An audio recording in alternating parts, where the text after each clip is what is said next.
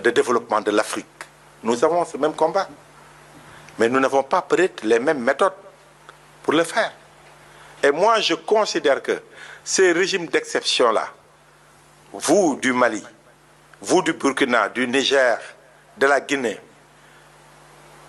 qui êtes là, peut-être impuissants, ou qui appuyez même ces régimes d'exception militaires, mais je crois que ce n'est pas une bonne option.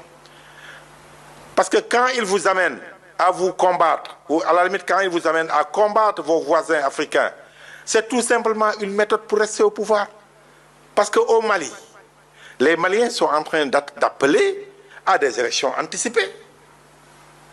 J'ai entendu Diomaye, le président Diomaye, dire que oui, comme l'agenda de ces régimes-là, je veux dire, qu'ils n'ont pas encore fixé de date d'élection, donc il faut qu'on essaie de voir comment travailler avec eux. Non, non, non. C'est des régimes militaires qui sont venus au pouvoir par la petite porte. Ils doivent également sortir par la petite porte. Ils ne peuvent plus sortir par la grande porte. Ce que je veux dire, c'est qu'aujourd'hui, il n'y a pas de coup d'État qui puisse être légitimé en Afrique ou partout dans le monde.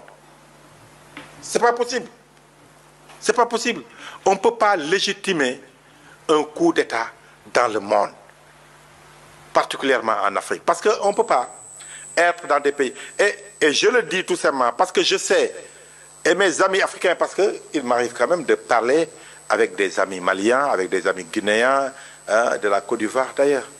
Mais ce que je ressens, c'est que c'est des gens qui sont devenus fatigués et peut-être impuissants face à ces régimes militaires qui imposent leurs lois.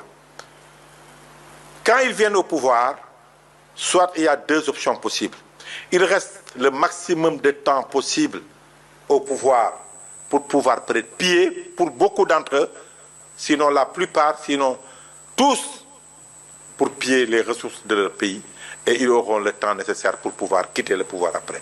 Soit, au bout d'un moment, ils troquent leur tenue militaire avec une tenue civile pour aller compétir, gagner une élection et à partir de là, dire que voilà, maintenant je suis un président officiellement élu et démocratiquement élu.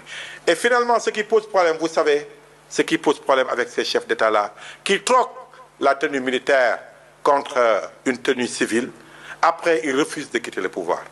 On l'a vu avec Yahya Jammeh, qui était très proche de nous, qui est resté tellement de temps au pouvoir qu'il a fallu que les Africains, la CEDEAO, c'est le Sud, sous le président Macky Sall, prennent l'initiative de le bouter hors de la Gambie.